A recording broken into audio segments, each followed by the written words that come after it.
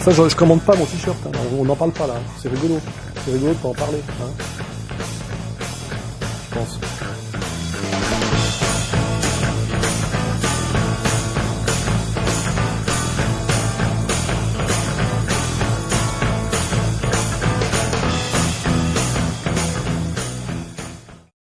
Alain Soral, bonjour.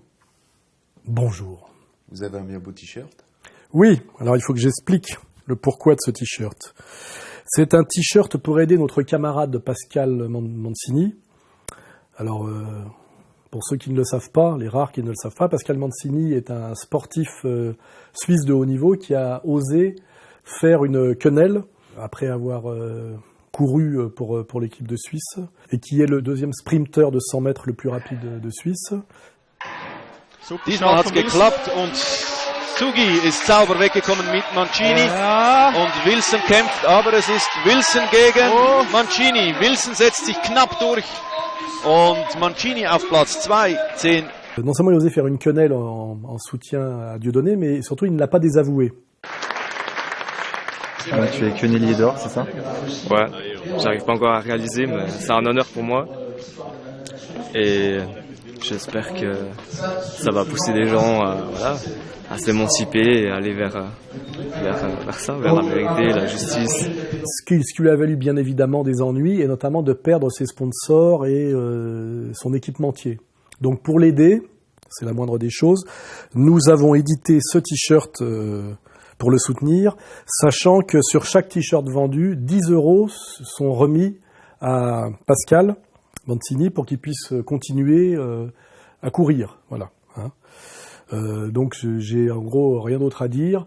Voilà, si vous voulez soutenir Pascal Mancini et les gens qui ont le courage non seulement de faire des quenelles mais de les assumer, hein, ce qui fait de Mancini un peu notre Anelka à nous, n'hésitez pas à acheter ce t-shirt. Après, vous pouvez le porter ou pas, c'est une autre question.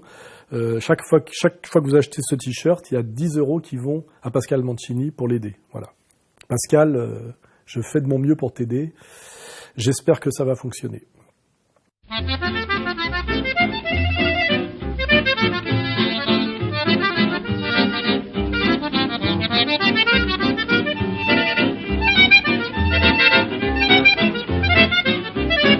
J'ai été très heureux de voir que mon pays, le jeune Christophe Lemaître, qui vient de chez moi, hein, Aix-les-Bains, enfin Savoie, Haute-Savoie, avait réussi la performance incroyable de finir 3e du 200 mètres olympique. Allez, c'est parti sur ce 200 mètres avec un bon départ de Christophe et Usain Bolt qui est déjà revenu sur le français. Usain Bolt qui va sortir en tête dans la dernière ligne droite avec derrière de face. Allez Christophe, allez mon vieux, allez Christophe qui peut parvenir.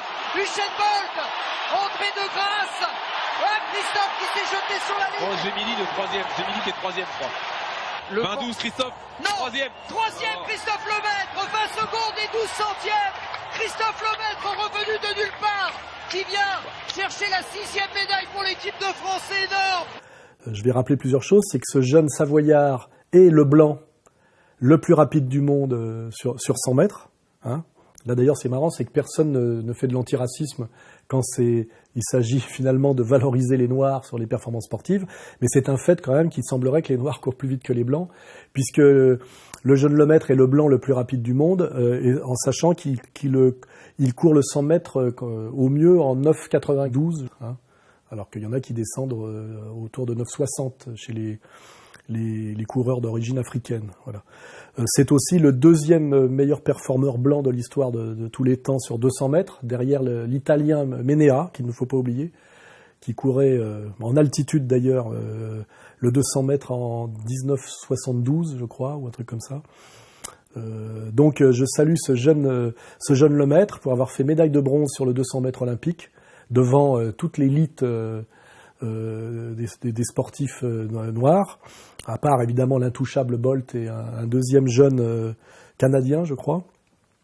Tout en sachant que ce jeune Lemaître, si vous le regardez bien, lui, est un produit 100% naturel de la montagne. Vous regardez ses bras par rapport aux autres coureurs, on voit qu'il n'est pas gorgé de stéroïdes anabolisants et qu'il n'a pas pris d'hormones de croissance et tout ça, ce qui n'empêche pas de courir très vite. Et surtout, il s'entraîne toujours dans son petit club d'origine. Bientôt une décennie que l'on traverse ces paysages pour aller à la rencontre de Christophe Lemaître, fidèle à cette terre savoyarde qu'il a vu naître et à l'homme qu'il a découvert lors de son 15e printemps. C'est une Formule 1 qui était jeune, insouciant et qui maintenant est en train de revenir. Il le sent d'ailleurs, qui revient fort. Donc on essaie d'ajuster. Après l'échec de l'année dernière, on a essayé de modifier des choses. En Savoie, avec un vieil entraîneur à l'accent des montagnes. Donc c'est très émouvant parce qu'il n'est pas passé par les écoles américaines, par le dopage américain, parce qu'on parle que du dopage russe, mais pas tous les sportifs américains de haut niveau sont dopés, on le sait. C'est un pur produit naturel de la montagne, un petit Savoyard, et il est quand même, il arrive à finir 3e aux Jeux Olympiques. Donc c'est une très très belle performance à saluer, et ça peut me donner le droit pendant quelques instants d'être fier d'appartenir à ce peuple qui se situe lui aussi au-dessus de tous les autres, bon, pour des raisons géographiques, qui est le peuple savoyard. D'ailleurs, on doit dire savoisien normalement, puisque savoyard, c'était une appellation méprisante.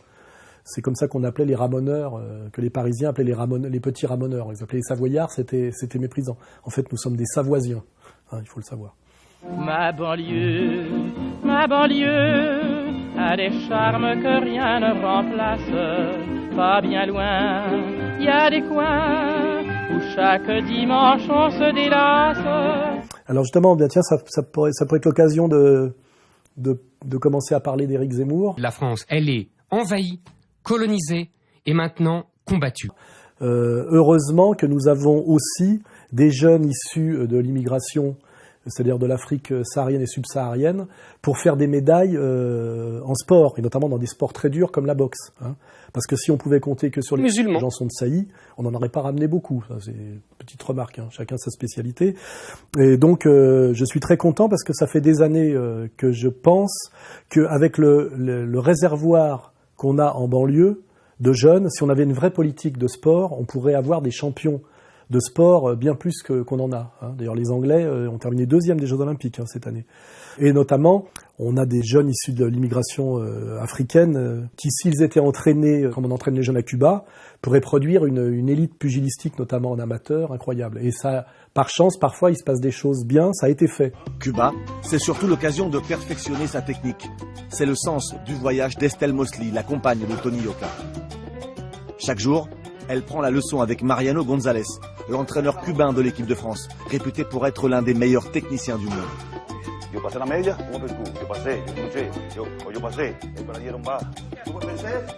Ici, on travaille le détail, la précision, le geste juste.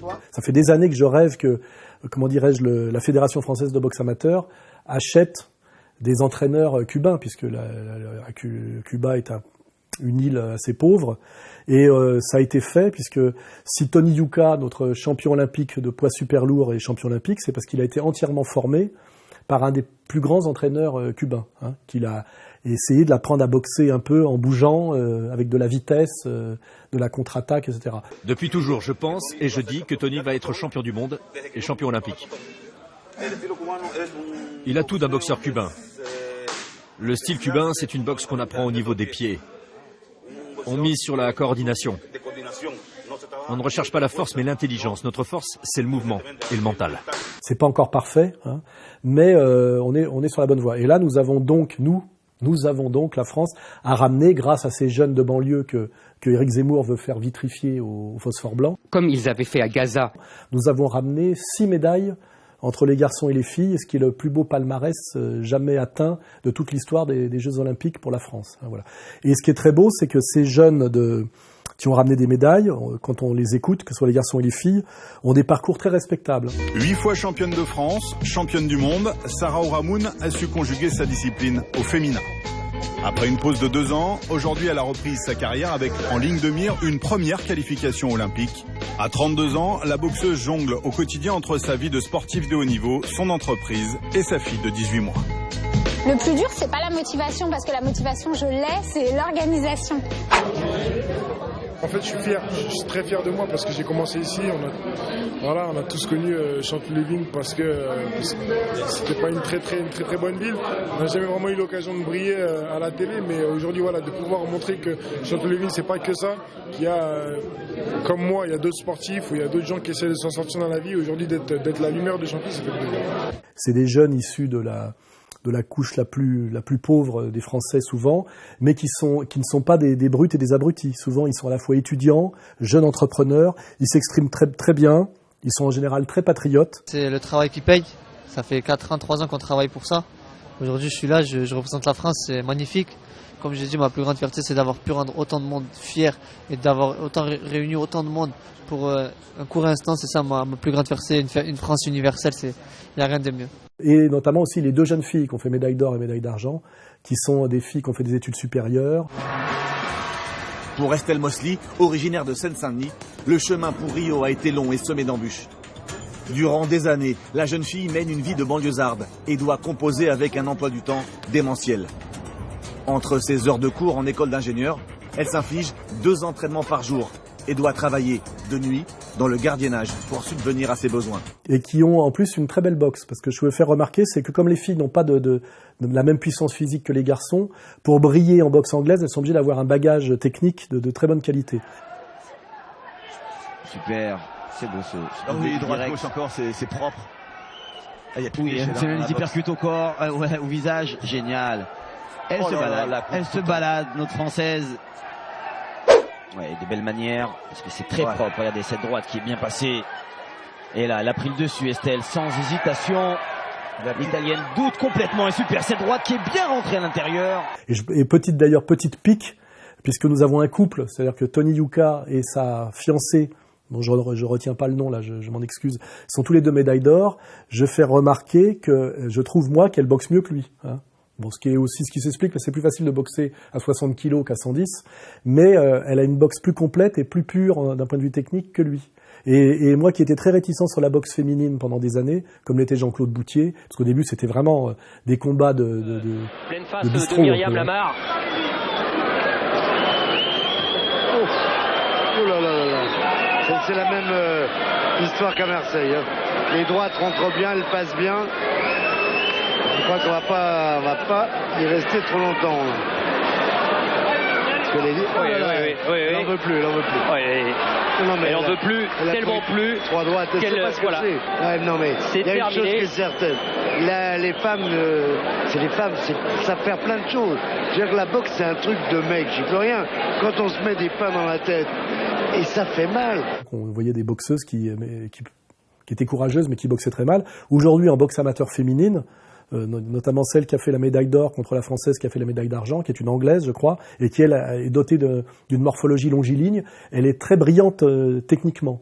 On arrive enfin à avoir des boxeuses virtuoses, sachant que la boxe amateur favorise la virtuosité, puisque c'est sur 3 rounds, même si les règles ont changé, parce qu'il n'y a plus de casque maintenant, et que c'est autorisé aux professionnels, c'est quand même sur 3 rounds. Donc quand on a que 3 rounds à tenir, on peut jouer sur la vitesse et les déplacements, hein, sachant que petit à petit, c'est la force qui se met à primer et le cadrage, parce que on a plus de mal à bouger. Mais donc, grâce à ces nouvelles règles, on a quand même une boxe amateur qui est devenue très intéressante, puisqu'on n'a plus de casque, et donc on a plus de frappes qu'avant, moins à la touche ultra rapide, mais quand même, comme c'est sur 3 rounds, des très belles prestations techniques basées sur la vitesse, les enchaînements et les déplacements. Donc je suis assez content pour une fois que la boxe anglaise française monte de niveau dans un style néo-cubain, puisque les Cubains sont les meilleurs boxeurs du monde en amateur, et que ça permette à des jeunes de cité d'émerger et à donner un modèle pour les autres, un peu autre que le football. Il y a 3 ans, j'étais dans mon quartier, je galérais. Aujourd'hui, je suis en finale des Jeux et pouvoir justement rendre l'équipe et moi-même, pouvoir rendre autant de monde fiers du travail, rendre les gens heureux pour un court moment, surtout avec ces temps-là, c'est juste magique. De retour au quartier, Sofia Noumia assure son devoir de transmission. Ce vendredi, les enfants et les mamans de l'Arenerie viennent fêter leur champion. Oppan Gangnam Style. Gangnam Style. Op, op, op, op.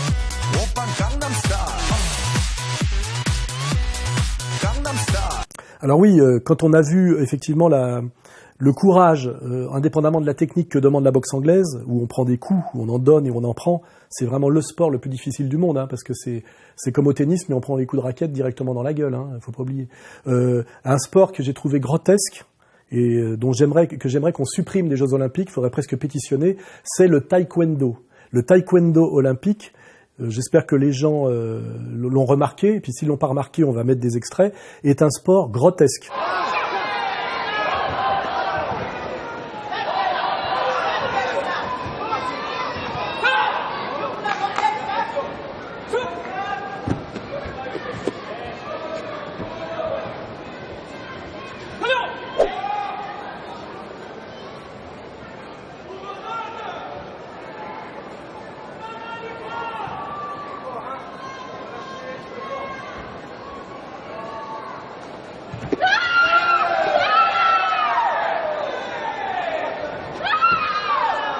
C'est un anti-sport de combat. C'est ridicule, c'est nul et ridicule, voilà.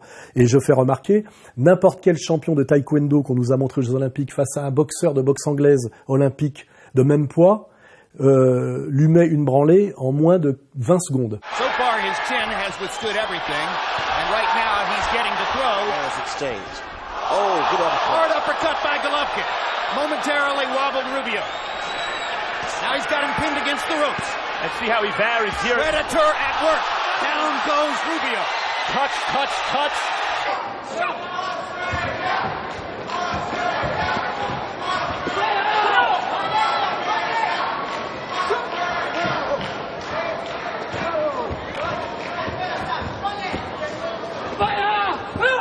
C'est grotesque, voilà. Et je trouve, ça me fait penser un peu au handisport.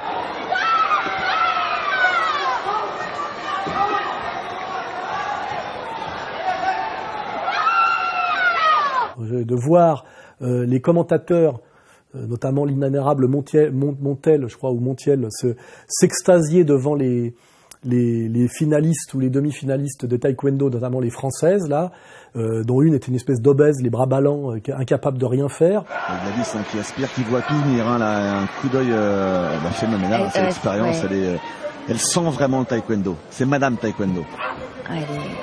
Elle est impressionnante, c'est la plus grande combattante taekwondoïste de l'histoire en France. Ouais.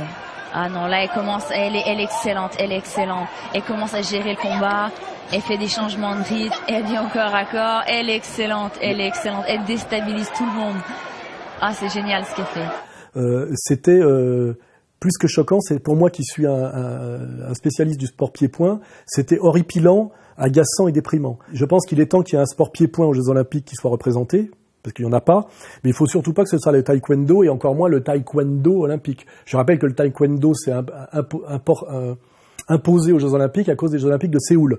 Mais c'est des sports pied-point le plus nul qui existe, le plus inefficace, le plus bidon, le plus grotesque. Donc je pense qu'il faudrait, si on veut mettre un sport pied-point aux Jeux Olympiques, ce qui me semble nécessaire, mettre, on va dire, le plus populaire, le plus universel, le plus sérieux, on pourrait sans doute le kickboxing. Parce que bon, là, moi je suis pour la boxe française, mais peut-être que le kickboxing est quand même pratiqué plus universellement que la boxe française. Mais au moins, on aurait des Jeux Olympiques avec des kickboxeurs.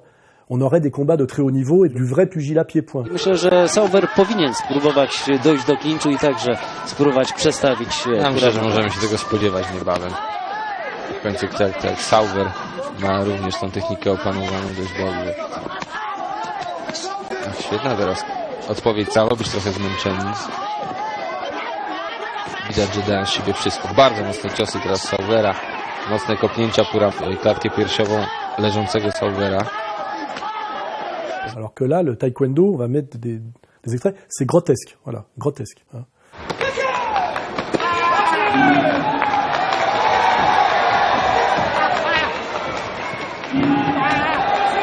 De bloquer la jambe avant et de prendre le timing pour revenir. Et c'était magnifique.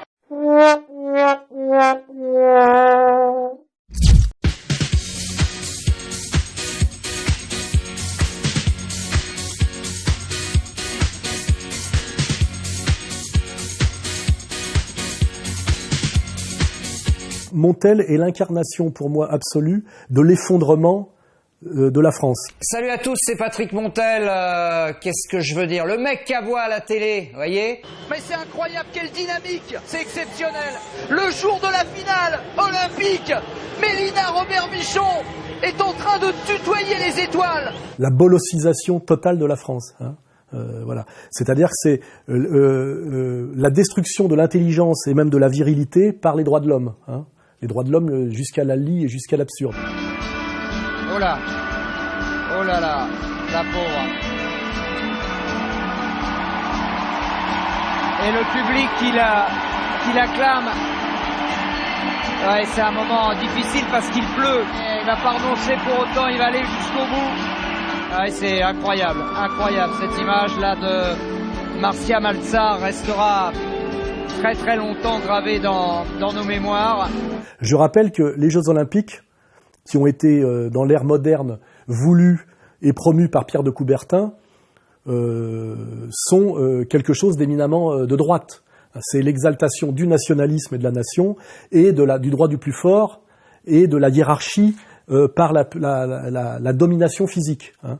Donc d'avoir pour commenter ces prestations éminemment de droite en réalité, je ne vais pas même faire remarquer qu'aujourd'hui, selon les critères actuels et Montiel ou Montel, il s'appelle Montelien, Pierre de Coubertin serait un type d'extrême droite. Hein. Les trois critiques majeures qui sont adressées à Pierre de Coubertin, c'est son aristocratisme en quelque sorte, son élitisme, et puis dans les années 1930, dès lors que Hitler décide d'organiser les Jeux de Berlin, son penchant pour ces Jeux de Berlin qu'il veut défendre à tout prix.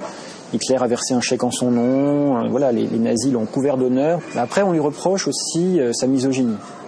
Mais par puritanisme, il ne veut pas que les femmes soient dans le stade, d'une part, et puis son projet, c'est de fabriquer l'athlète mâle individuel, le struggle for lifer. Voilà. Et puis la troisième critique qui lui est adressée, c'est d'être un colonialiste. Effectivement, il appartient au lobby colonial. Il serait à la droite de Jean-Marie Le Pen. Et pour commander tout ça, nous avons un espèce de type qui sort les propos les plus lénifiants, les plus insipides et les plus pénibles qu'on puisse entendre. Johan Diniz est écroulé là, est écroulé sur la chaussée, il se passe quelque chose de terrible cette image. Oh là là là là, c'est terrible cette image, Johan Diniz a dépassé les limites du corps humain, on va le revoir là. Qui eût cru un jour que Renaud pleurerait toutes les larmes de son corps sur un podium olympique. Ces larmes de Renaud qui sont aussi la preuve qu'il y a une humanité profonde en chacun d'entre nous. Avec en plus une tête, quand on le regarde, qui ferait passer Bourvil pour un méchant général SS. Vous voyez, tellement il a la tronche de ce qu'il raconte.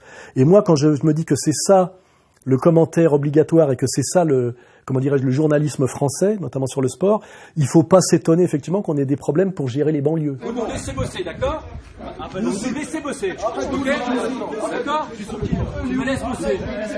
Moi, partout où j'ai été dans le monde, on m'a laissé bosser. Faut savoir s'exprimer, mon ami, dans la vie. Quand on est journaliste, faut garder son sang-froid. Toi, t'as même pas fait un pas devant nous, mon pote.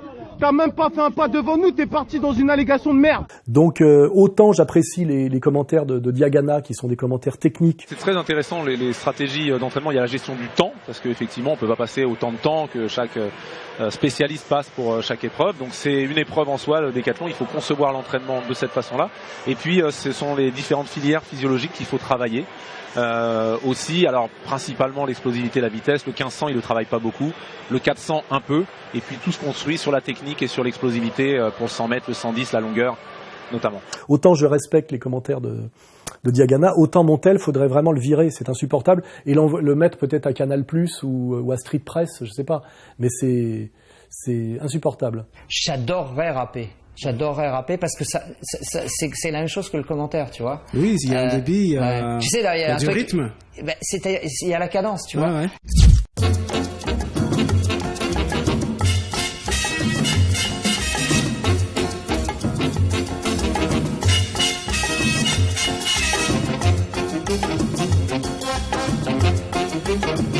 Ah oui, alors j'ai remarqué en plus que pour être sûr qu'ils soient bien dans la ligne droit de l'homiste intégrale, on leur a accolé ce qu'on peut appeler des commissaires politiques.